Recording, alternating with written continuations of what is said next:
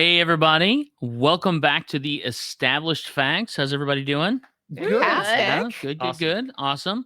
Awesome. We just want to get right into it because we always have an exciting time with our friend and special guest that we will introduce you to here in just a second. I'm actually going to go around the table and introduce everybody first, and then we'll introduce our guest, if you don't mind. I'm going to start to my right. This is Josh. Piercy. Dr. Deb. This is Princess Katie. We have Lance working our switcher over there and helping Dragon us out. Lance. That's Dragon, right. I Lance. see what you That's did it. there. Hey. Little homage. Oh, man. All right. And we have our, first of all, amazing friend, incredible author, and our guest on episode 245 of the Established Facts. Would you mind introducing yourself, sir? Good afternoon, and I'm Tracy Hickman, and you're not. That's right. I love it. I love it. True. I love it. And I, of course, am your host, Big Don. Thank you, Tracy. First of all, thank you so much for coming and hanging out with us. I'm glad that we got a chance to get schedules aligned and things put together so that we could hang out a little bit. I think I am pretty confident in saying this, to give everyone a preview. I believe, are we also still getting together right before Gen Con as well on Wednesday night? Oh, I hope so. Okay. Good. So do we. Awesome. That's the Yeah. plan. The feeling so is far. mutual. Every time we try to get together on the Wednesday night before Gen Con, something happens, and I get I know. delayed somewhere, or I I'm know. abducted by Noticed- aliens, or That's it. We always have something to talk about. Last year, I think you had to stand in two incredibly long lines before you got to your prove passes you could and enter Gen stuff. Con safely, I So- think. oh was yes, that was the wonderful year of the long badge pickup. Yeah, Let's where I hope had to that prove never that I happens. was actually still healthy and alive. Yeah. Yeah. Yeah. Yeah. Well, I mean, they have you in the program. By the as time a- I got there, it was in question. So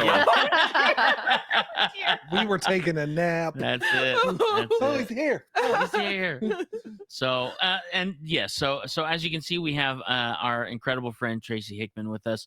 We're going to be talking about, I think, a few, or at least maybe one new project, something going on in Tracy's life that we're excited There's about. a rumor of a There's a Kickstarter rumor, somewhere. maybe a Kickstarter or something. And some Gen Con events. And some he's getting Gen back. Con stuff. That's right. So I guess without any further ado, Tracy, do you want to kind of start us off with some of the things you're looking forward to for Gen Con and what you're getting ready for here? I guess maybe in just a couple of weeks, or maybe by this time, It's a week and a half. a week Yeah. and a half from recording. which means it'll probably be 2 days before It'll be soon. before. So Tracy. So Tracy, what do you got planned for us at Gen Con this year? Nothing. lots. Uh-oh. Yes, I've got. There I'm we go. sorry. And the pause. I did that I was just for you guys, because every time we get together, we start talking, and it's like somebody eventually pushes the record button and Yeah. keep talking, That's exactly what and happened. we're not sure when we start. Yeah, and I thought it would be really great to just not say anything. Right. Quiet. It's I such was a like, weird oh, thing. my heart skipped a beat because I will admit that I was going a little nuts back here behind the video. Oh yeah. Everyone's, Lance thought he you broke know, something. I know behind the screen you're probably looking at all the dials and thinking, what happened? What happened? What did I push? That's exactly what was going on. That is hilarious. That was that. But you're just giving us a hard time, which we deserve. I'm It's just Tracy Fool yeah, it is. It's my day. Well, first of all, I got to know when is this airing? I'm going to try and get. Let me check the actual date. My goal, normally I would put this out the Monday before Gen Con, but just for you, it'll probably go up the 21st of July. So Okay. that way it's a whole week before, most of a whole week before the actual, or 2 weeks. Well, Two. oddly enough, Oh, this gosh. I have to ask this because what I can talk about depends on the air date. Oh, Yeah. Good. all right. So Yeah. what air date should I say so Yeah, we get to hear more? What air date do you like? September 29 would be really nice, but no, I don't no, think we can no, wait no, that no. long. Sorry, you missed Gen Con. We'll see you next No, year. no, it's true. What I can talk about actually depends on Okay. air dates, and so Sure. I will be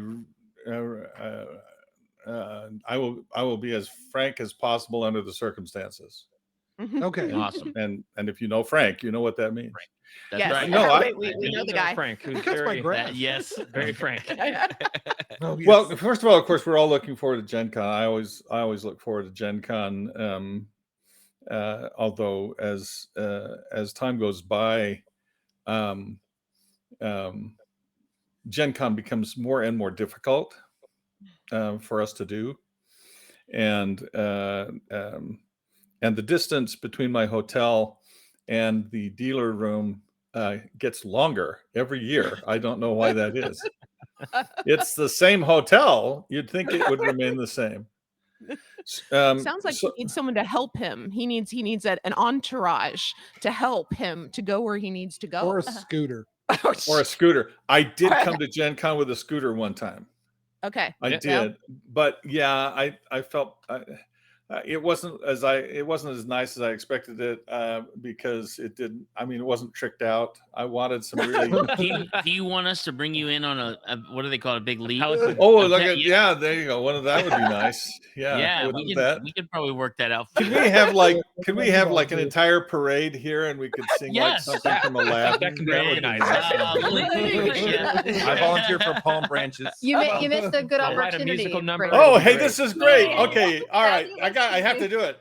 Prince Tracy, happy is he, Tracy a Bob Wop. Oh, we it. even got the I soundtrack love for it. it. With We're the so Tracy sad. Ray Hickman, that would work out even better. We could do There you that. go. There you Oh, go. I love it. I love it. Oh, possibilities. I'll work on So- that then. For you. Which means it won't get done. Which means it won't get done, but I'll work on Okay. Oh, it. talk to me. So you'll get actually, done. when we're talking about Gen Con, I always look forward to Gen Con because I love getting together with family, and everybody in the game community feels like family to me, and Oh yeah. and people that I haven't met yet in the gaming community, I look forward to because it's like meeting new family. So I always look forward to Gen Con. Laura always looks forward to Gen Con, although this year there's been a new refrain from my wife, which has been no, you can't do another event. I can hear the wife's voice now. I know what it sounds like. No, you are not going to do another. No, you cannot do another killer breakfast this year. I said, yeah, but Joe asked me to, and I said, no, honey. She said, no, you can't. I like Joe. No, you can't do it. Okay. I like Joe and no. Fine. So we do have a few things. We have a lot going on this year. It's just that Mhm. that our events, my wife has mandated that they be fewer and farther between. Of course, this year we're again doing one of my favorite events is actually our unboxing event. We did this last year with the first of the new Dragonlance novels. Mhm. In our Yeah. and we're very excited about that. And this year, see, we have a new book. Nice. Awesome. This is the second book. I'm sorry, this is not the actual book. This is the uncorrected proofs book. Still. That's cool. I would still be chomping at the bit. Very There's nice. Oh, that's words. beautiful. Who Yes, dies? there are- What? Sorry.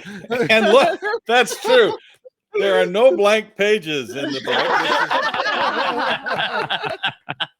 You thought I'd just gone down to Kinko's and dummied that up. That's right. It's the simple things for me. I'm still working on level 2 reader. Work on. So we're doing our unboxing event, which we did last year, and I'm very excited about doing again this year. We also have we're giving away to people who come to the unboxing event. It's really great. People pay what looks like an exorbitant price for a ticket to the unboxing event, but what it means is, well, it means you get the book immediately. Yeah. Yes. You're guaranteed the book, and plus you get but wait, there's more. There's more. Yes. Yes, we're giving out these pins for those who attend the unboxing event, which Nice. uses Very the cover nice. art in the pins. We gave Mhm. pins out last year at the unboxing event. Yeah, I missed last year's. Oh, he's still sad about it now. Yeah. Well, Sorry, I know a guy who actually has one of those pins, so maybe I can hook you up. Oh, he might know a guy. Because I will be might at know this a guy. one. I'm excited about this. Oh one. Yes, yeah, I'm very excited about this one, and it's and everybody comes there. Everybody comes. It's the first event at Gen Con. It's 8:00 in the morning. It's I believe it's 8:00 in the morning. On Thursday. On Thursday morning. Yes, and it's an hour long. I'll be there. Margaret will be there. Awesome. We actually believe we're going to have a special guest join us that morning. Yes. Oh. I know he can't say who the special guest is, but I can't say who the special guest is, but Awesome. show up and you'll find out. show up and find out. Trust me, you will really want to be there for this.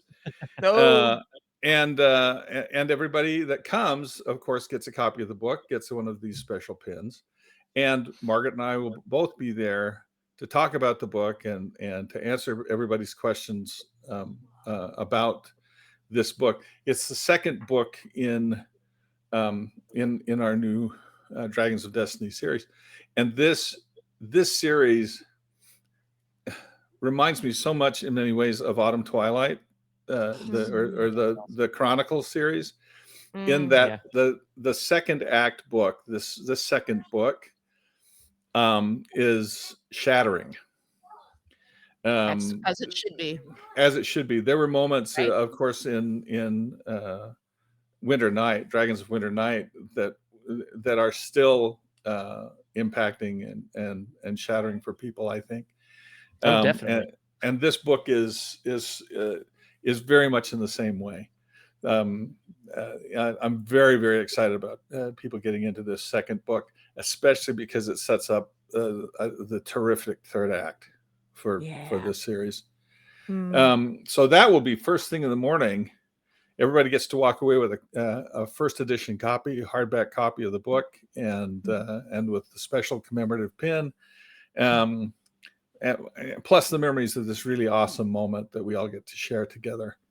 So that's right out of the box, and then immediately after that event, we'll be going directly to the booth, Margaret's booth, where I will be bolted to a chair, not unlike Mr. Lincoln. Do you need a physician assistant just to make sure that you're safe in that position? I quite possibly do, actually. I was going to say, I know somebody who would volunteer, her time to be your personal, because honestly, how many people at Gen Con have their own private physician who's just there? Very few. Very few. How many of them really need one? Lots. You are not incorrect either, sir, by the way. So I'm, that's just an idea, another idea that we throw out there. So I think this is a wonderful thing we get together, and I hear wonderful ideas like this. So we'll be signing autographs that day, and throughout the convention. On Friday, I have a special event on Friday afternoon at 2 p.m, which is Hickman's Secret Projects. Because I've actually been working on a secret project for let's see, I've been actually working on it since January. And we're going to be announcing my participation in this project and what we're doing with this project and what I've been building in this project for pretty much for the last 8 months. I'm very excited about that, and the people I've been working with will be here at the convention as well to help us to get the word out to everybody about what we've been building. So there's the secret projects. It's a secret projects seminar that I'm giving.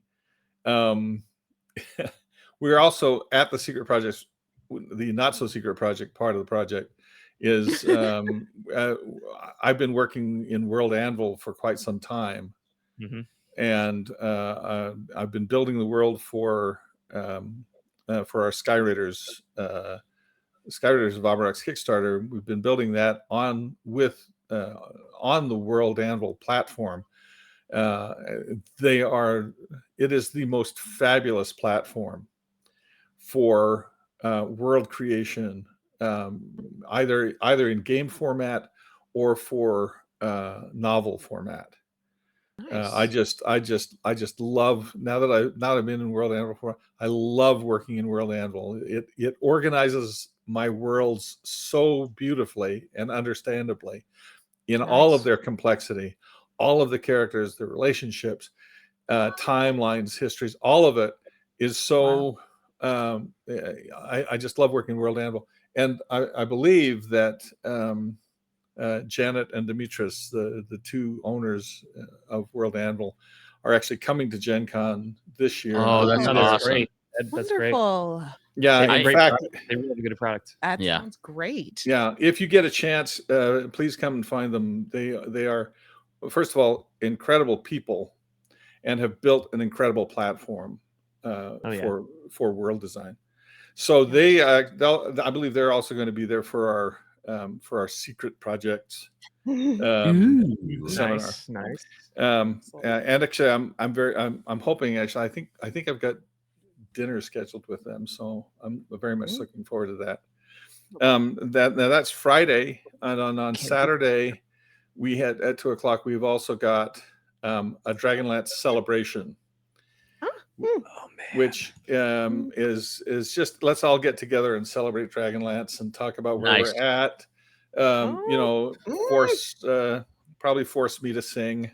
Yes.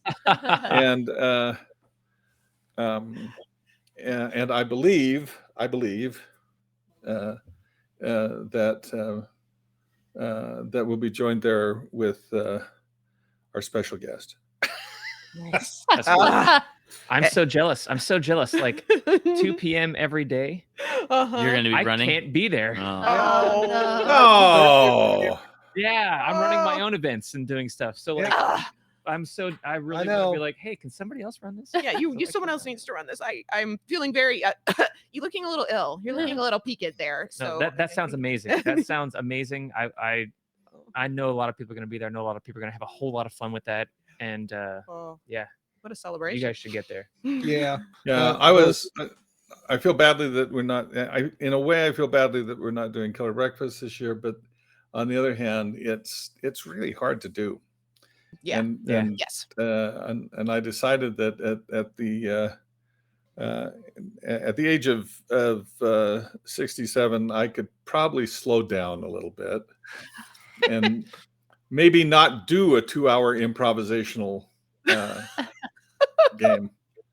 So just to make you feel so much better about your Killer Breakfast situation, we as the Established Facts are sponsoring an event at PopCon Indy 3 weeks after Gen Con called the Never Ending Dungeon. And we've done it before. We say never ending, it's a 12-hour block, but that's the point. Like, just like Killer Breakfast, there's no breakfast. The Never Ending Dungeon has a time. Has an end. It has an end. But we take a lot of what we've seen at the Killer Breakfast and the improvisational side of that. This is the second time our group has done it. Except instead of doing it for 2 hours, we're going to do it for 12 because we're insane. But it's a charity event, so people will be able to put be able to put money towards it through. We're going to sponsor Extra Life is going to be our sponsor for this through the Children's Miracle Network and Riley Hospital here in town. Excellent. So a lot of what we've come up with in preparation over the years is this is, as I said, the second time we've done it, third or fourth time they've done it at this convention. A lot of what we've come up with straight up ripped from Hickman's Killer Breakfast. That's wonderful. Inspired by. Inspired by. I see. I There's a- see. yeah, there- You typed there's not a in copyright. killer There's no breakfast into ceiling. Chat GPT, and this is what came up. Is there a copyright infringement on that? I don't think so. Not if it's it's, expired, right? Yeah, right, I don't right, know, no. I don't know. I think we're It's Yeah, okay. it's something about derivative works. I'm not Yes, sure there. yes. Oh, we need a lawyer. No, we do not need a lawyer. Oh, we Right? don't. Just No, put it we on the don't. Creative Commons. That's it. Yeah, that- Did he put it on? I don't know. I don't know. My goodness. Apologies. Yeah. So it definitely sounds like you have a lot planned for Gen Con. And in preparation for Gen Con, Tracy, is there anything that you're doing in between now and then? Or are there some things that you're looking forward to that you can talk about that happen after that? Any new projects that you want us to keep our eyes open for on like Kickstarter or anything like that as well? I'm trying to concentrate. I'm trying to cut down on the number of full-time jobs I hold at the same time. Yeah. Oh man, I understand that so much. Yeah, I can understand that. It Yeah. just means you're good at your job. That's all that means is you're good at your job. Well, all of that. it's not just that I'm good at the job. I really love doing my job. You know, I genuinely enjoy my work, and so, you know, people ask me, when are you going to retire? And I think, from what? Yeah. From telling stories, that From sounds like telling a silly- stories, that's from a silly making up question. worlds, from creating new Yeah. fantasy places. Don't retire. Don't stop. Writing story. No. Slow down. Well, what are But yeah, don't but, stop. but like Happy wife, happy life. But other than that, Yeah, keep absolutely. developing.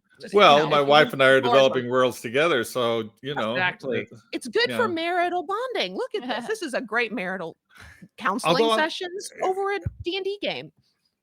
when you love what yes, you do. it could be.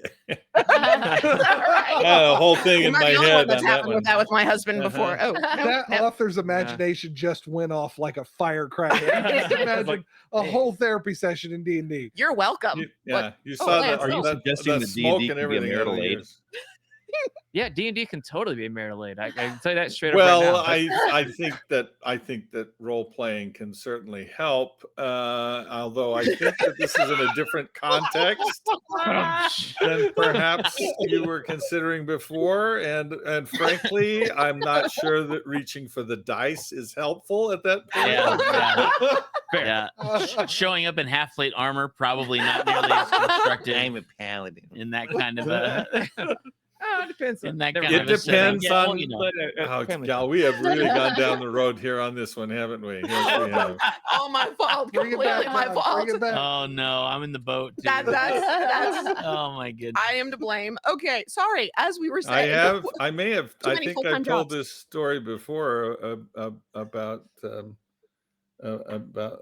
young man who came to me and was earnest about speaking with me at Gen Con about a tremendous business opportunity. Have I mentioned this probably before? I And don't- so don't.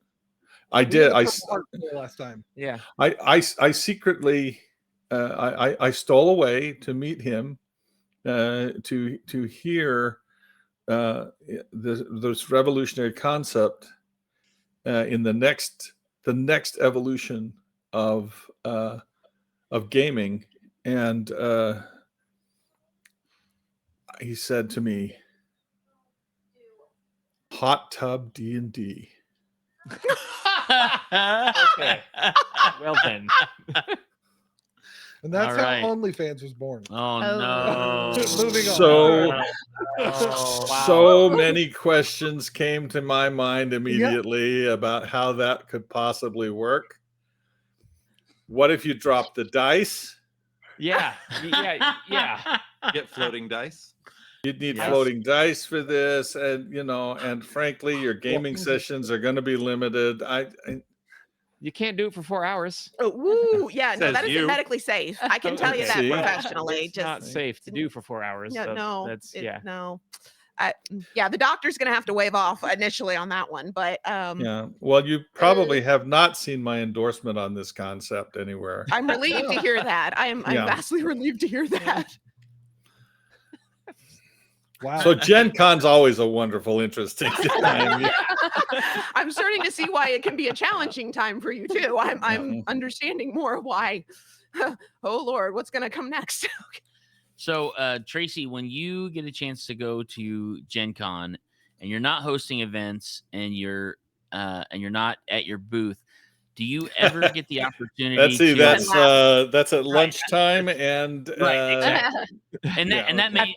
may answer my question, but do you ever get a chance to dive into the recreation of playing games with people or anything like that when you're present at Gen Con, or is that something that you try and reserve for like time at home and things like that? I I love games. I absolutely love games. And one of the things that I enjoy when I'm at Gen Con and when I can is to see what new games are coming out. Although I have to say that for me, um, most of the really great game innovation that's being done right now is being done in places like Kickstarter and GoFundMe and BackerKit. That the really interesting games Hmm. are all coming out of there, out of that place. There was an example. It's not a new game, but an example that was just recently on Kickstarter was that I think Gale Force 7 did the Firefly game. Oh yeah, I didn't know Yeah, they did a Firefly yeah, game. yeah, yeah. Oh my yeah, they goodness. did. Okay. Well, oh, then you're gonna love this. That was 10 years ago, and for the 10th anniversary of the game on Kickstarter, they produced an all inclusive, all of the add-ons, all of the bonus content, everything in a single box Oh with wow. a huge beautiful playmat that has Cool. all of the accessories for it, all of the cards from all of the different accessories down through the gears, new new ship models that are painted. It was absolutely beautiful and all in one box. Well, they did it on Kickstarter because why produce it and hope that there's a market for it Yeah. Yeah. Yep. when you can go on Kickstarter and know how many you need to make? Yep. I think that it closed out at around 2.7 million. Wow, that's great. What? Great, good. Congratulations to them. Honestly, that's Yeah. wonderful. I As a think that's person who does the same fabulous. thing, it's amazing. Yeah. And for Amazing. me, I'm grateful because now I get my entire Firefly in a box. But that's where so much of the innovation is. So when I go to Gen Con, though, I like to walk the floor if I have a chance to do so, and see what's new and going on. And that if it's something intriguing, I try to pick it up and bring it home. But that is about as far as I get to go for enjoyable things. People have very often will ask me, "Oh, you're going to convention? Oh, that must be a lot of fun."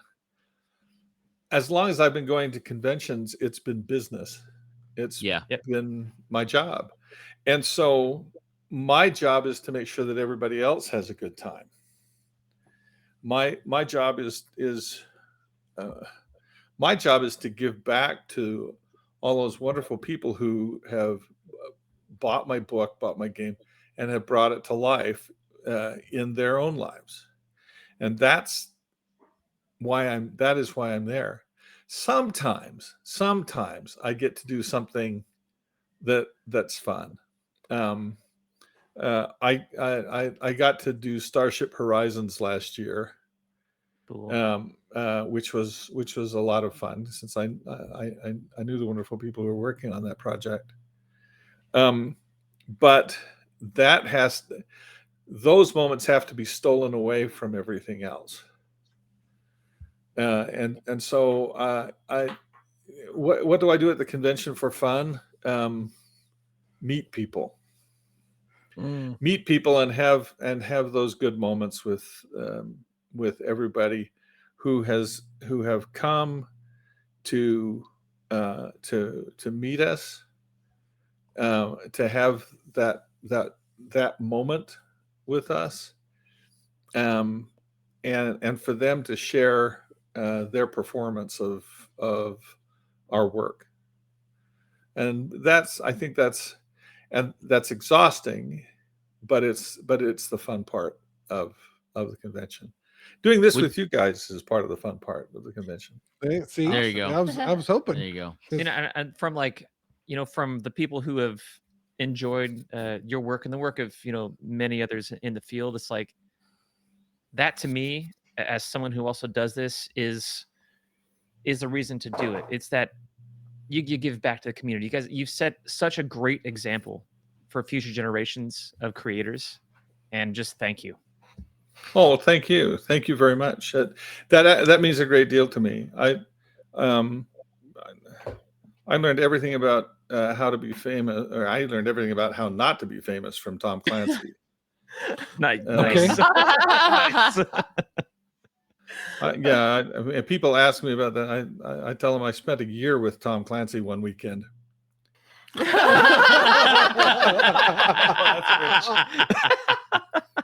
Oh man. It was actually really a good weekend for both Margaret and I, because people would keep coming up to us and ask us to sign their books, and we would ask, we'd personalize them for them. What's your name? Who would you like this to? And they'd say, "Oh, you're so nice. Not like that Tom Clancy guy." Ouch. Yeah. Oh. You mean you'll personalize the book? Yeah, sure. We'd be happy to.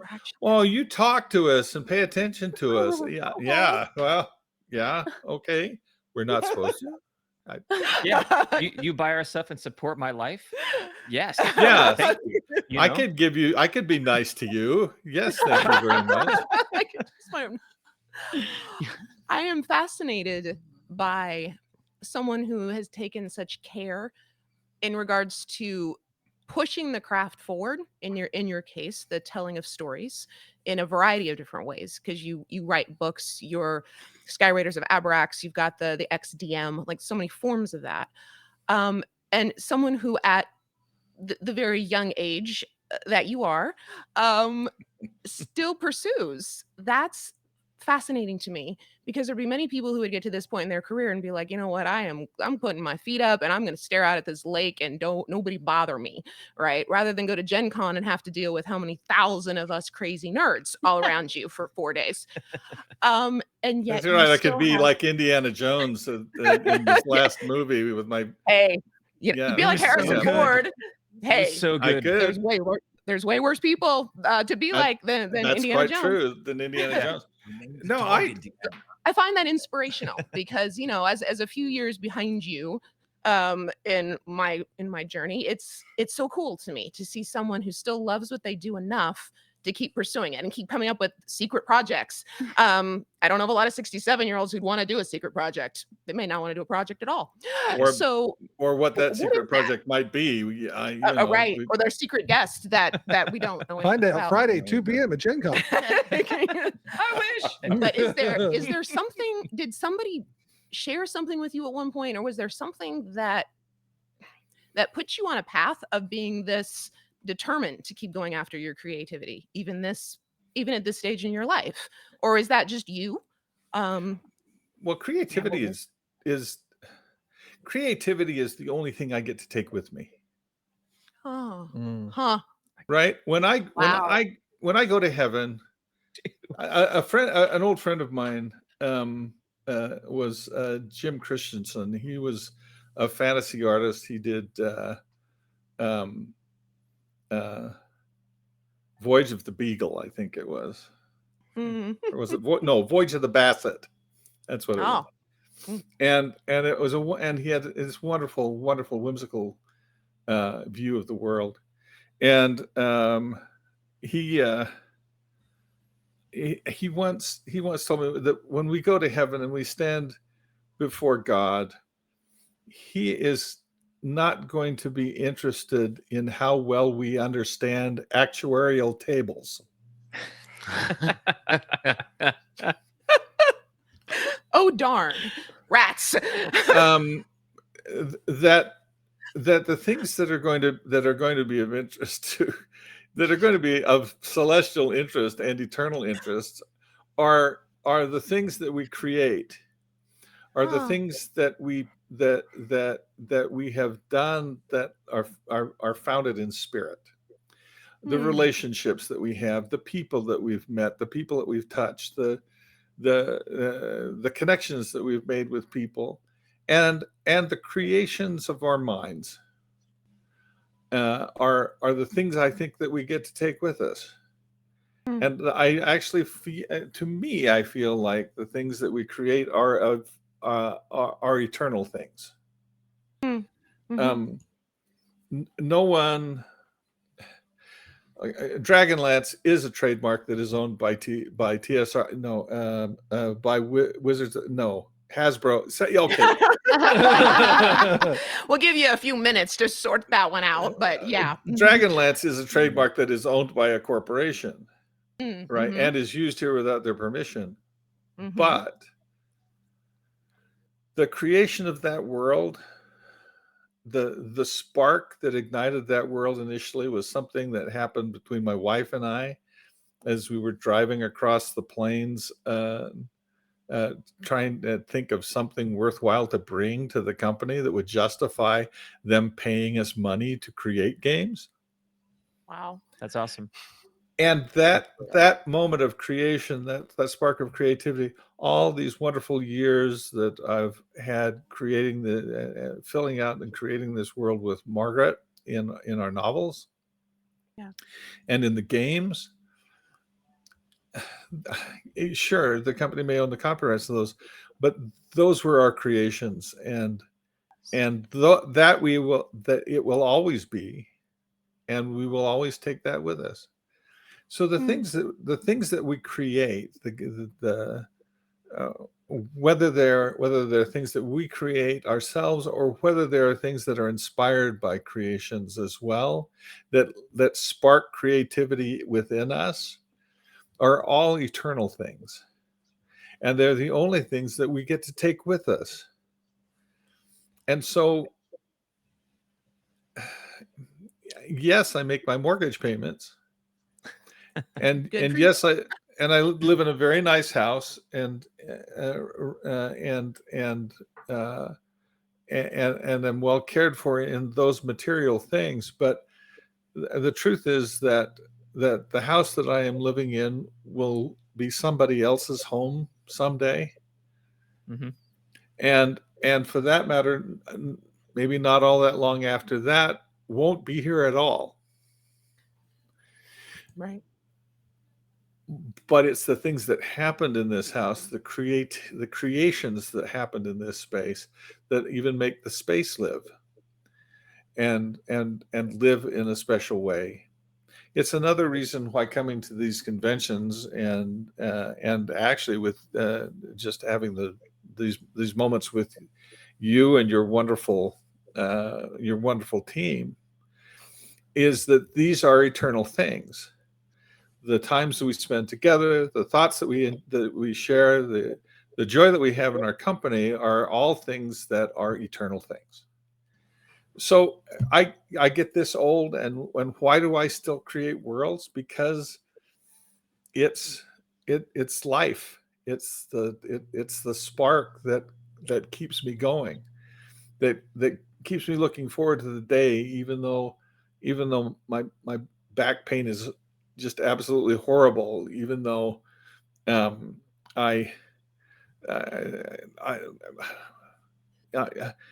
even though I want to work longer in the day, but my body just isn't capable of working for 20 hours a day the way I used to do it when I was 20. That's okay, because this is to create, to be alive in mind. Those are all eternal things. Does that answer the question? I hope that answers. Better than I was imagining, actually. Oh, okay. That's because that well, I can say easily that speaks to every single one of us as to why we enjoy this.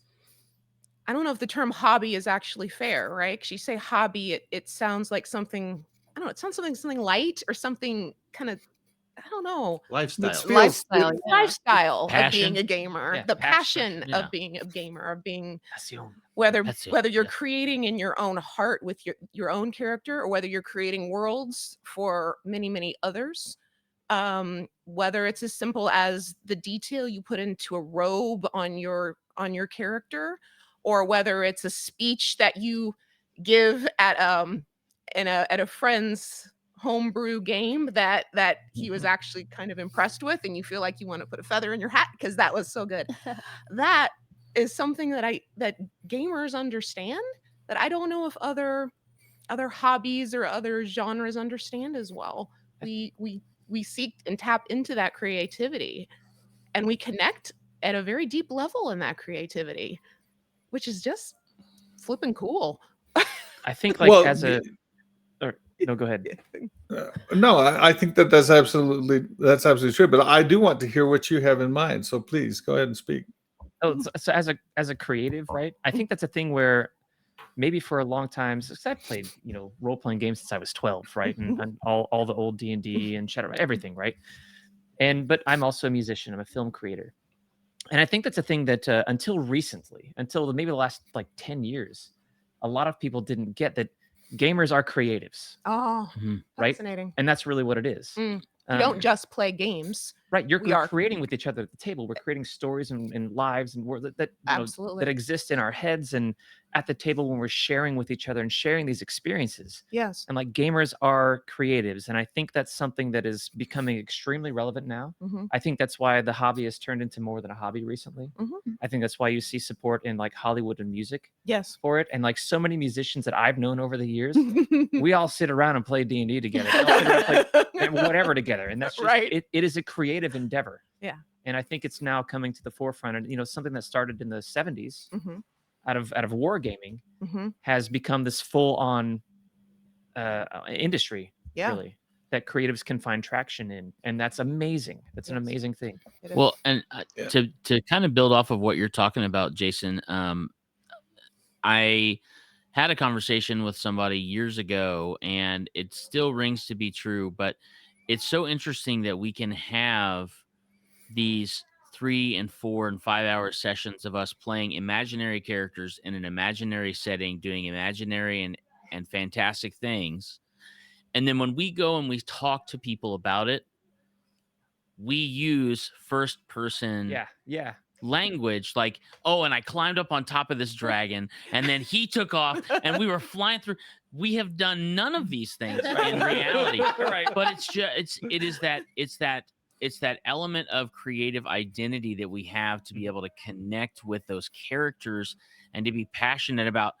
We've literally sat here and I'm definitely gonna call you out just a little bit, but it's in a good way, Deb. Go. We've had discussions where characters have been this close to dying, and it has been a heated discussion from character to character. It's not Deb and Don arguing. It's Ollie and Minerva, who are yeah. cousins, him being a cleric and her being a wizard, and them both loving each other and wanting to make sure that they're protected and okay. Right. That You the died things on me that they- 4 times, Right, Ollie. exactly. You're Like, giving you're me the cleric. PTSD. You're the healer. You can't be dying when you're the healer. Like, Right. And yet, So- this in character is a passionate thing. We're gonna thrash this out in Yeah. game to It's- get it sorted out. Right. And I And think as long that as it's in a safe way, that's Yes, it. right? exactly. That's the it. thing. That's good. You can feel these things and express these emotions Right. and live these lives. And Yeah. so we realize at the end of the day, like, these are these characters, Right. but their experiences you have. I think that's why VR is so powerful and XR is so powerful. Sure, because it gives you that element of experience Yeah. in the actual seat of that person. And we're at a Well, very- it can be. it can yes. It can be. I worked in VR for 5 years, more actually than that, and came to understand that immersion is not experience. Oh. That experience comes from meaning, and meaning is derived from story. Mhm. Ah. And so unless the experience provides us a fundamental structure for meaning. In other words, a story frame in which to experience the space, then the space itself becomes meaningless. Right. It's Yes. Great point. I literally did a master's thesis on this. Oh, wow! Here you go. Sincerely. We have a master's degree, and we have teach us. Dang a it! I wise one. missed that. I should read this thesis. This sounds Yeah, please. Maybe that needs to be in the email that you Who knows? discussed earlier. It's well. interesting. Well, that- part of. I'm sorry. Go ahead. That's so much going on. It's interesting you mentioned that it being a safe creative outlet. Yeah. Because all I can, like, I'm sitting here looking just around this. We've got a doctor, a manager, an administrator, sales, an engineer, a videographer, a producer, stay-at-home dad, and an author. Retired military. Retired military. Thank you. Oh, Yes. I could tack 1,000. We all So, could tack. but all these different things that, like, you're a gamer, yeah, Mhm. and why? Besides, like, well, it's fun and we get to do these things, whatever, because it's an opportunity. Let alone the escapism, which we've talked about a lot, but sometimes it's just an opportunity to express the things that you cannot express in your everyday life. Yes. I would And it agree. is also very much a moment of creation that we all share. Yes, And absolutely. it's that moment of creation that we all share that binds us together Mhm. to create something between us all that is unique. This is in fact, in some ways, I believe, very much, maybe perhaps not exactly at the heart, but I think is behind and foundational to the writer's strike and the SAG strike in Hollywood currently. Were we just chatting about that a little earlier? Yep. As some Mhm. was. Mhm. Excellent. I think the challenge not only does streaming revenue need to be addressed with the writers and Absolutely. and the actors, because the inequity in that does need to be addressed as technology moves forward and new avenues of media take place. Then a proper distribution of the wealth that is generated by new challenges in media needs to be equitably distributed. And I think that is certainly true. Not and it needs to be across the board. We're not talking about just the A-listers here. We're talking about all the people in SAG. Yeah. So Yeah. Absolutely. but the reason for me behind much of this too, and trying to address the future in this, because keeping up with the future is actually what all of this is about, is the question of AI content and the generation of AI content. When you look at, okay, well, frankly, most sitcoms could probably be generated by AI. I mean, they're Yeah. they're Definitely. highly formulistic and they got to crank them out anyway. You know, Right. I am equally convinced, by the way, that any Hallmark holiday movie could also be Yeah. written Oh, by yeah. Yep. ChatGPT. Yep. I think it could just be holiday movie.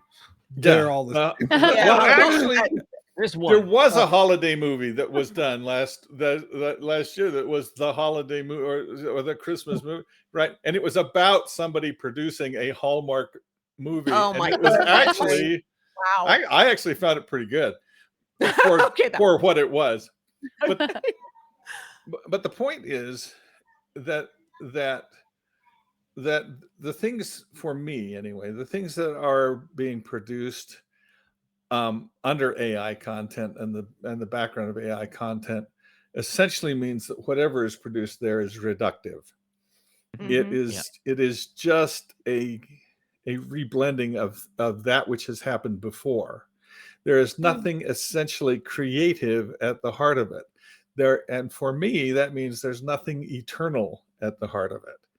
There's nothing there's nothing permanent or lasting at the heart of it. Is it true that writers and creators build on the works of those who have come before? Absolutely. We absolutely stand on the shoulders of giants. But we aren't trying to mimic the giants. Right. We are trying to add to what they have done. Yeah. And to Yes, take it, and that's right. And so that's, for me, I think AI is certainly going to be a challenge for those who are trying to learn the craft. Mm. I mean, But yeah, but essentially at the heart of it, it is that eternal spark that is underneath it, the creation that lives eternal, that is underneath that I think is part of the strike. It is part of what they want to ensure continues to be valued and is not buried under an avalanche of reductive content. yes. And I believe we could probably get in a long conversation of, do we actually have AI right now, which I don't believe we have, and the semantics of the entirety of like technology that we probably don't have time for. Too bad, because it'd be really cool, wouldn't it? Yes, I know. I think we could have a very good conversation about that. On our next I'm episode. in a field where AI is making such strides So am I. that it is. So am I. Yeah, I know, but Yeah. it's I'm weird. not. It's I'm weird. not. I'm not. It is very weird. It's very weird. Not, I'm not, not. not me. Yeah. Regardless, the complications and the interesting effects that it could potentially have on not just creativity, but automation and many other things in our world, right? There is definitely a level that we're not prepared for yet. And we're also not, it's not actually artificial intelligence yet, which is why I think some of the conversations about putting the brakes on it is a very important one. So we don't develop something that gets so out of control that, I think that we as humans have definitely created something, the internet, that we don't know the complete and utter what effect it is going to have on our world, on us. Ramifications. Yes. Yeah. So Except that we are please. except that we are starting to see the ramifications Yes. of that, although I don't think that they are actually being addressed. Correct. One of the things we did in an old novel that I had done with my wife, actually, called The Immortals. Actually One has of that. Yeah, I you found a copy of it. Yeah. Nice. Yeah. one of the underlying themes that we didn't get to explore completely was the idea of broad, not broad spectrum, but the idea of reduced cognitive dissonance. Mm-hmm. That given a complete spectrum of channels of thought, like we seem to have on the internet, in order for me to reduce my cognitive dissonance, which is a natural state for humanity, that what I do is I try to find those channels on the internet that will reflect back to me my values and my ideas, and to reassure me that I'm right. I can increasingly ignore those channels that tell me that I am wrong or that challenge my viewpoint. It is one of the reasons why anybody is still listening to Tucker Carlson. Well, and increased tribalism and an increased divisiveness. Yes. And fracturing of what should be a pluralistic society. Yes. But because we have found this spectrum of information without any thought as to how it's going to affect us socially, or our discourse in a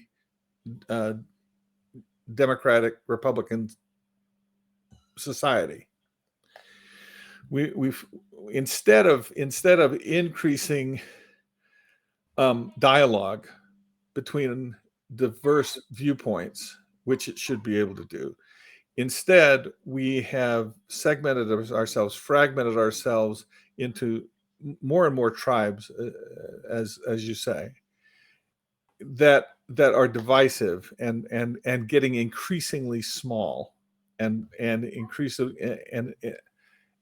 increasingly incapable of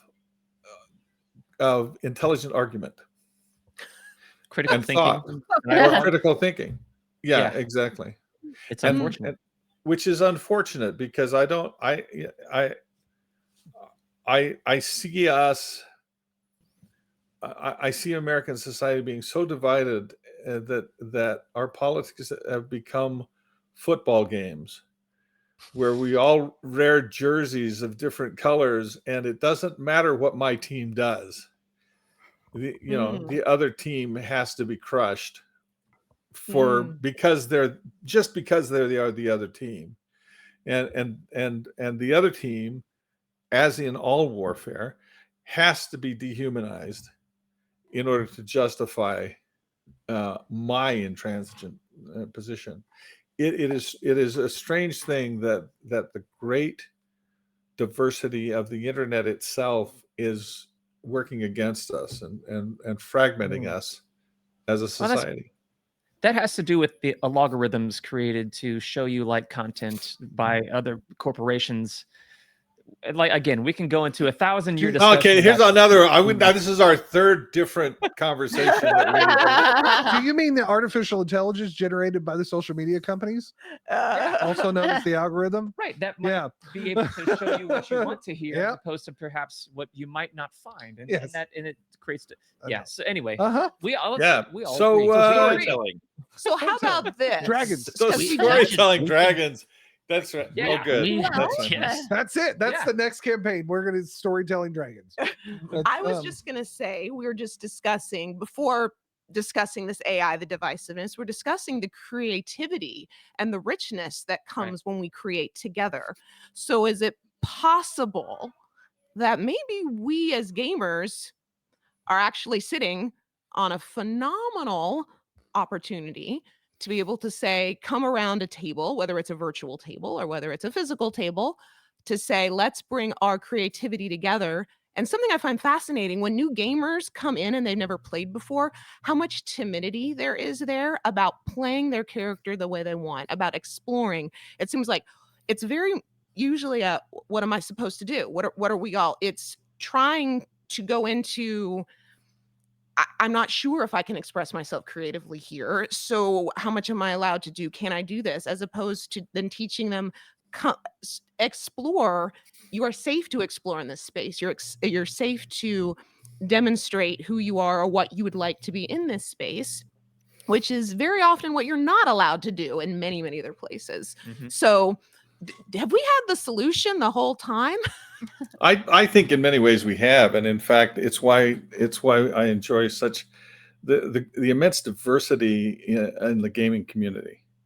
And what is more, there seems to, at least from my perspective, and I maybe it's just hopefulness on my part, but from my perspective, the game community is an extremely diverse community with extremely different ideas, and yet even at this table, Yeah. even at this table right here, we're very diverse people. And yet we can all come together and we can discuss those diverse ideas because we have come together at the table, and because we're talking to each other, and we have developed those skills of communication, interpersonal communication at the table that allow us to express our diverse ideas in a safe place. I hate to use the word safe space. It's so charged, but it is but the gaming table is a good place to do that. I just ran a game for some friends in our neighborhood. Yes, I occasionally do that. So yeah, you should move into my neighborhood. I mean, he was doing it online for a while. That's cool. Oh, that's awesome. You can So I had this this father and three of his sons came over. We'd been meaning to do it for some time, and so we were going to play we finally got to sit down and play this game. And he said, "Is it okay if I bring my young son, about 12 years old?" And I said, "Okay, yeah, absolutely. Please have him come." So we're going through this adventure, and here's this dad who's playing this game, and he's playing with his two older boys, and who are they're like 20, 18 years old. And then they've got this young son, this 12-year-old kid. Well, they're going through the dungeon, and this, they say, and they capture like one of the priests inside the temple.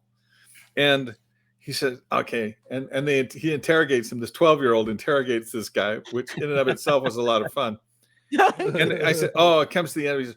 He says, are we going to get anything? I don't think we're going to get anything more out of it. I said, no, you're probably not going to get any more out of this guy. Oh, okay. He said, well, I'm going to kill him. I'm going to slit his throat. Mm-hmm. And I thought, wow, that's cold. That's so vicious. I mean, how am I going to handle this? Okay. I mean, okay. Yeah. All right. Yes, you do. Well, when this happened, I thought in my head, I recalled a short story by one of my favorite authors, a guy by the name of Stephen Leacock. And he wrote this article that said, don't soften up children's stories. They love them bloody. Yeah. The Grimm fairy tales. The Grimm fairy tales, right? Well, hello. He wrote this piece of text as an example. He says, the pirates are attacking the ship, and the other ship fires a broadside, and the cannon fire sweeps 10 men off the foredeck. Right? Well, Leacock writes, he said, for adults reading this is a horrific scene. We're talking, hot lead, massive shots crossing the bow, disemboweling, dismembering people, blood is everywhere, and screams. But for the children, they're just swept off the deck. It's like, they're gone. A broom just. Yeah, it's just a broom, and that's one of the problems that Tolkien had with Disney, was that he was softening those fairy tale stories that had tragic lessons in them and making them happy little tales. Yeah, exactly. Yeah, that's right. And so I realized that for this boy, that's all it is for him. Is it's just a game piece, and yes, is there going to be opportunity for me to teach maybe during this? Yeah, later on, when they find out that all the guys that they've been killing here are actually spellbound by the evil wizard, and are actually from the town, and are the very people we're supposed to be rescuing. Okay, that will be a good lesson. Oh, yeah, plot twist. I'm gonna take that as a note, because I currently am running a Dungeons and Dragons game for my eldest son, who's 14, and then his younger brother, who's 11, and then 3 other kids that are around that same age. And half of the table wants to murder the waitress in the inn, and then my eldest son and his friend Anna are like, let's dive into this cavern and see what's going on. And I'm like, that's more my speed, but I guess we're gonna deal with the dead waitress. So. I once ran a game for my son and his friends years and years and years ago, and we were running Ravenloft, of all things, for these, Oh yeah, there you go. Oh yeah.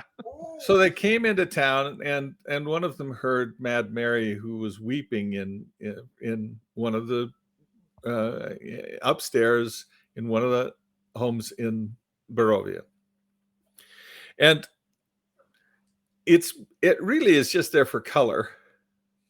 We do talk about Mad Mary, and we do talk about her daughter, and how her daughter was taken by Strahd to the castle. And in fact, if you go to the castle, you can find Mad Mary's daughter up there, and frankly, she's a bit of an airhead, but she's in love. But she's in love, and so it'll make everything all right. Yeah, she'll fix the vampire. Right. Yeah, whatever. Yeah, It's all good. vampire. We've all fallen in love with vampires, right? It happens. It happens. It's a very common thing. You can't help it. Right, exactly. Apparently, but they don't sparkle. I'm sorry, they just don't. 100% agree. Bless you for saying Vampires that. don't sparkle. Thank you. They do not. So, that is a 5th episode, by the way, to talk about the origins of the vampire story. So they heard Mad Mary upstairs, and they couldn't forget about it. So they knocked on the door, and Mad Mary doesn't answer the door. So they break down the door. They break and enter into this poor woman's home who's had her daughter abducted, find her upstairs, inconsolable, can't seem to get through to her. So one of them throws her out the window. Oh my gosh. Oh. Wow. My I was not expecting that. heavens. Well, I wasn't expecting it either. So, Well, of course, one moment, we have a dog losing his mind. well, I in the moment, I'm sure that it made sense. Is that Kindle? So, Yeah, it's come it's on. Kindle. She's here. Come on in. Sorry. no worries. So You're not they recording a throw her podcast or out the anything. window. This Well, is what of happened. course, everybody in the town finds out about this. Now we're talking pitchforks and torches outside Mad Mary's house. Mad Mary is lying here dead on the ground. The rest of the townspeople here are really are upset that someone has killed one of their own, and eventually they burn down Mad Mary's house with these Oh my God. terrible people in it, and all of them died. And they said, they all looked at me with kind of this blank stare. They said, "We're dead?" Well, yeah. You threw this woman out the window. Oh, I'm sorry, wow. so much just happened in this house at that time. That's We great. were all still reeling from the people throwing Mad Mary out the window. Then the door knock happened, and the dogs started barking, and now the players are dead. They're dead. Now they're dead. That- Yeah. And there was a That- surprise to them. My son is just got his head in his hands because these people, they have no idea what they're doing here. That's okay. They said, "So I guess we're done." We are. Well, yeah, you killed the woman, and the townspeople burned down the house you were in, and you all died. And that's the story. Thanks for playing. Episode 1 of Hickman's Neighborhood Killer Breakfast. Right. You show up in Mad Mary's house, Hickman's throw out the Killer window, Barbecue. and killed by villagers. All right. I'm sorry, you throw innocent people out the window, the town's going to do something about it. That's Yeah, I mean, true. there's that teaches consequences to actions, right? Yeah, And- absolutely. And I think it also, like in the conversation we're having, it teaches critical thinking. Mhm. It teaches to play together, Mhm. right? So I do think that many things about role playing games and what Deb was saying earlier is like, I think maybe we have the answer in this shared creative Just space say and it. like social interactions and teach like this was right, this was not Yeah. good. Like The next you know, presidential think- debate done at a D&D table. That would be Oh. amazing. They'll never do it because they. And you have to roll for There it initiative. is. Yeah, right. So You have go to roll first. for initiative to rebut. Every 15 Yeah. minutes. That's it. That's because we Every switched up. 15 minutes, roll for initiative. That's right. Actually, Right. some years ago, I used to be of the opinion that anybody running for office should be required to play SimCity for a week. Oh and yeah, have the Oh, I scores approve of compared. that plan. There you go. totally And fair. so does my dog. Totally fair. Your Well, I wife was just is thinking dealing while we with were the- having I the know. AI Ruckus conversation dog. and the sitting around the table, when you watch the dystopian movies where civilization has fallen, it's not about the computer and it's not about the robots or it's not about the villains. It's about those small groups of survivors that they're telling their stories around a campfire. This is what happened. This is what our life was like before. Very much the Book of Chronicles, if you will. This happened, and then this happened, and this is who we are as a people. Not what has happened to us, but how we got through each trying time. I think that's true. I think that also brings us right back to the Campbellian monomyth and Joseph Campbell. Oh, heavens! Now we're up to our third podcast. At least. I think we have a new series going on.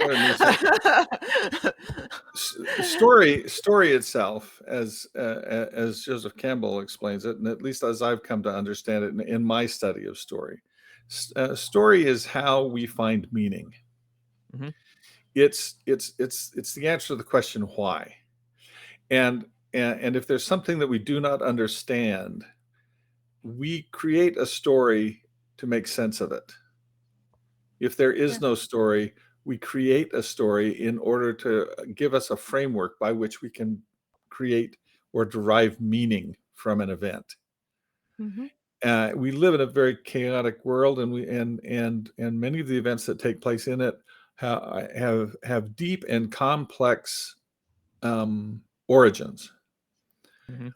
But unless we can understand them through the lens of a story, then we cannot come to meaning and an understanding of the why that something exists. And our minds are hardwired to do this. This is common in all of humanity. Story exists across humanity, and Joseph Campbell believes that story is very much a Jungian thing. I believe that story is hardwired into all of us. It's the thing that makes us human and makes us has a commonality for us. It is through the lens of story that we collectively create meaning. And so when we get together as a D&D group, when we get together in role play, we are collectively creating a common meaning between us. And creating a common meaning is, I think, very much at the heart of what makes a society.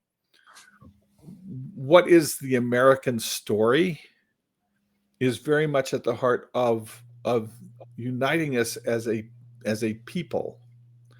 And when we all agree on what that story is when we are strongest as a nation. Yes. I once spoke with an editor in Italy,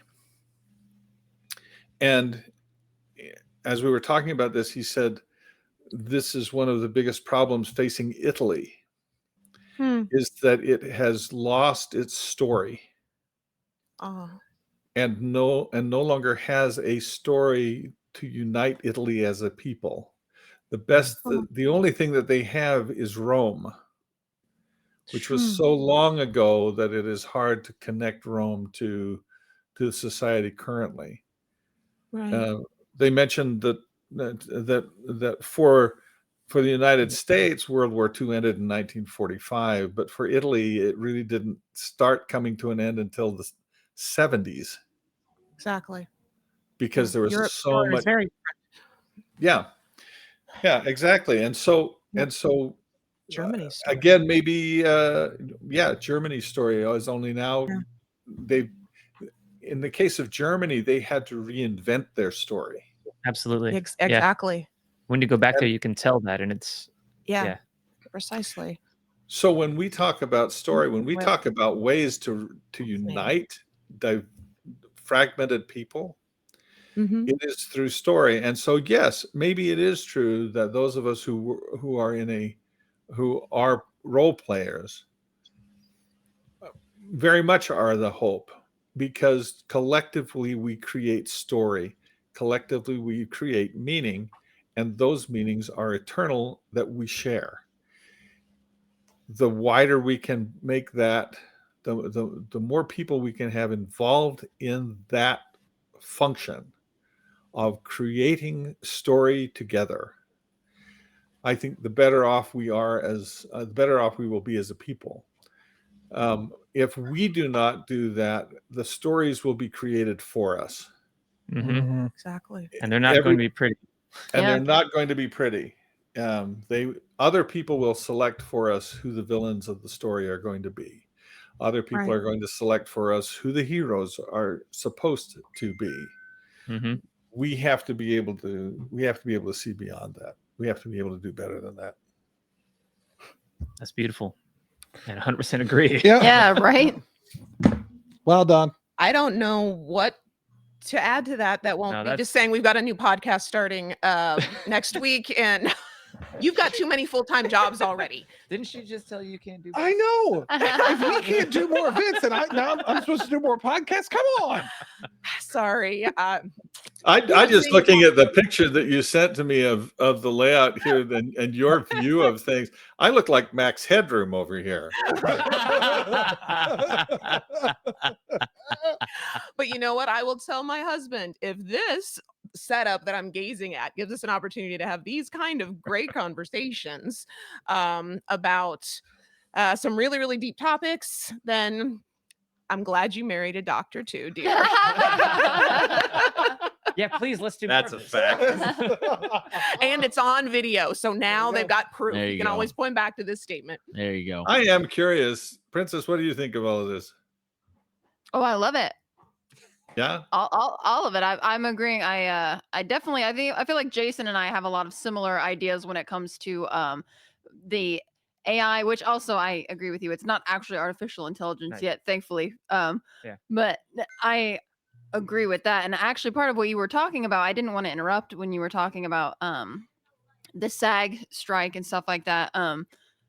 There was something I saw that was a post that was talking about how other creatives need to band together right now with the people who are striking, because there is a very famous writer who at current moment cannot say anything, but they are having an issue with renegotiating their publishing contract for further books because their publisher wants to be able to train AI on their works, and they don't want that to happen to their works. They don't want their creative ideas to be used as fodder for the soulless machine of, like you said, it doesn't create anything new. It just mushes up and Regurgitates. spits out things that have already been written and created.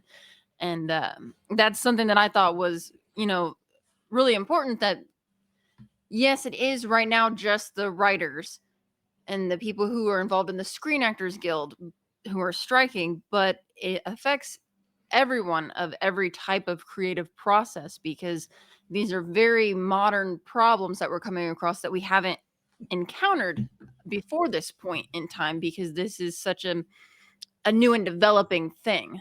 They've been on the horizon, and there have been people warning, Mm-hmm. and the people with the ability to do anything have specifically decided to not. It's And- easier not to, Jason. It's so Don't much you know? easier to be reactive than it easier is to Don't say- proactive. vote for them. They could go there. Well, I'm just saying, it's easier to push it off to the next generation. It's easier to push it off You're right. because it's an enormous issue. It would take enormous character. It would take enormous.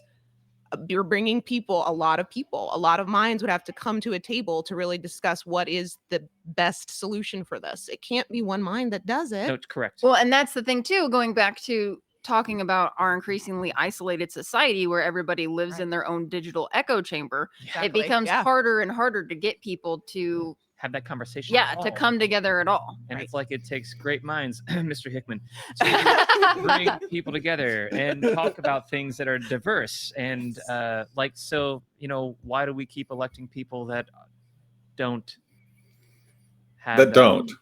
Yeah, That don't. exactly. Yeah. Why? My and that's the 6th podcast or the 7th. I've lost count. Yeah. My son Curtis, who's an AI magician, not an AI magician. He's a VR magician. Not an AI magician. Okay, then you know what I'm talking about. By the way, Curtis just published a book on. Awesome. Wonderful. Yeah, he did. He published a book on virtual magic, essentially. That's so cool. Yeah, that's cool. Go on Amazon and look up Curtis Hickman. He's published a book on using magic in virtual reality.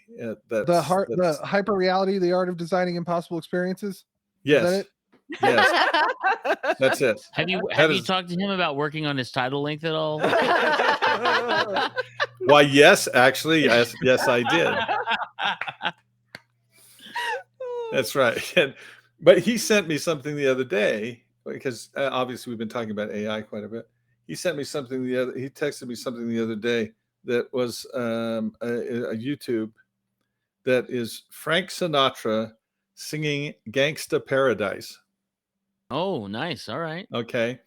And said, well, he said AI is yeah. And so I listened to this, and I felt like I was in the uncanny valley, because it sounds sort of Sinatra, but not. Right. it doesn't have the flow, the smoothness of that Sinatra had. I'm not necessarily the biggest Sinatra fan in the world by any stretch of the imagination, but I do know his voice, and the quality of his voice, just the essence, the soul of his voice was not there. The And so frequency and form is the same, but not the spirit. it's just not there. It's flat, and it doesn't have the same nuance that his voice had. And so yeah, I feel like that's just reductive. What happens, where real creativity lies, is what we do here at the table. Yeah, I agree. Oh yeah. Here, I here. agree. Here. All right. So with that, we got in this. With that, before Lance throws something at me, Yeah, he's not gonna throw incorrect. his watch at me. Come on, Don, wrap it up. Well, Tracy, thank you so much. It is, there you go. Our time with you is invaluable.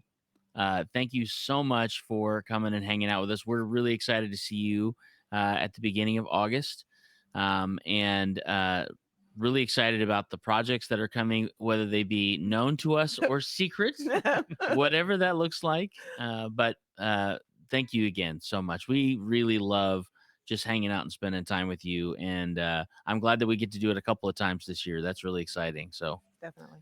So well, thanks for that. I'd really love getting together with you all. I love the conversations that we have, and hopefully we'll get to those 8 other topics. Yeah, I'll try and make a list, Writing them down. or not. Hey, all right. Somebody will, and then we'll just That's schedule it. them. We can do That's it more it. than once a year, I promise. There you go. There you go. All right. So as we like to close, if you are not familiar with our episodes, this is episode 245 of the Established Facts. On our last episode, we established that you don't need to be a king for a day, but if you miss out on backing this project, speaking of the Faith No More role-playing system, speaking of projects, if you miss out on backing this new project, you'll be a fool forever. Ooh. So that's what we established on our last episode. On this episode, I actually have 2. I probably could have come out with 15 more, but I really tried to focus in on 2. So for the first one, and this is in regards to Gen Con, it is our medical advice. Thank you, Dr. Deb. You're welcome. It is our medical advice for you to be at Gen Con and see Tracy, even if you need a doctor's note. And if you do, we know a gal. No, a gal. We know a gal. That's what I said. That's what I said. Okay, I said it and wrote it. And okay, cool. Yeah. And then fact number 2. Thank you, Tracy, for this one. When all else fails, throw it out the window. And then get it set on fire. And then get set on fire. That's right. That's right. That's right. That's the subtext.